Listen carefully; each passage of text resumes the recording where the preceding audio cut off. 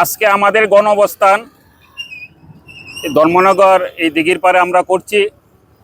আমরা ত্রিপুরা অনিয়মিত কর্মচারী মঞ্চের পক্ষ থেকে রাজ্যের সকল স্তরের অনিয়মিত কর্মচারীদের বিভিন্ন দাবি দাওয়া নিয়ে আমরা গত 4 জুলাই রাজ্যের মুখ্য সচিবের নিকট আমরা গণ ডেপুটেশনে মিলিত হয়েছিলাম।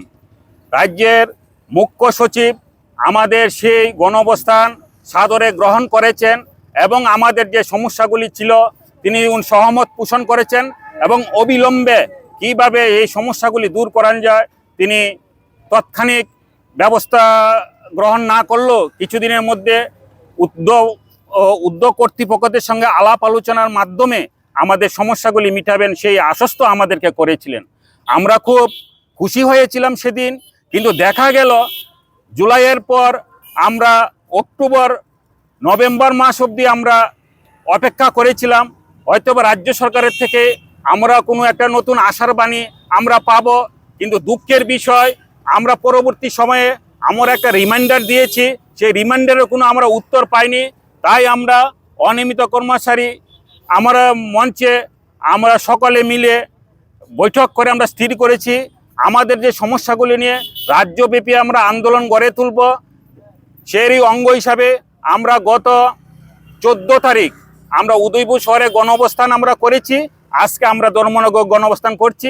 আগামী দিনে আমরা আগরতলাতে বৃহৎ আকারে আমরা সেই গণ অবস্থানও হতে পারে বা এর চেয়ে কিন্তু বড় ধরনের আন্দোলন আমরা যদি করা যায় আমরা সেই চিন্তা ভাবনা করব। আমরা রাজ্য সরকারের নিকট অনিয়মিত কর্মচারী মঞ্চের পক্ষ থেকে মুখ্য সচিবের নিকট আমরা রেখেছিলাম 7টি দাবি। সমস্ত অনিয়মিত কর্মচারীদের নিয়মিতকরণ করতে হবে, নিয়মিতকরণের সাপেক্ষে সম কাজে সম বেতন প্রদান করতে হবে।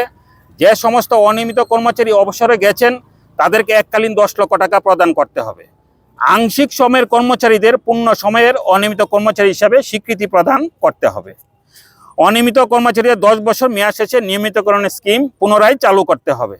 নিয়মিতকরণ সংক্রান্ত স্কিম বাতিল করে প্রদত্ত অর্থ দপ্তর 2018 31 জুলাই জারি করা সার্কুলার প্রত্যাহার করতে হবে। রাজ্যের পাম্প অপারেটরদের পূর্বের ন্যায় ব্লক স্তরের মাধ্যমে পরিচালনা করতে হবে। আমাদের সেই দাবিগুলি আমরা রেখেছিলাম, সেই দাবিগুলি এখন আমরা উত্তর পাইনি। তাই আমরা আন্দোলনে আমরা আবার নেমেছি। আমরা আমাদের দাবি দেওয়া পূরণ না হওয়া অবধি আমরা ধারাবাহিকভাবে আমরা সেই আন্দোলন আমরা জারি রাখবো।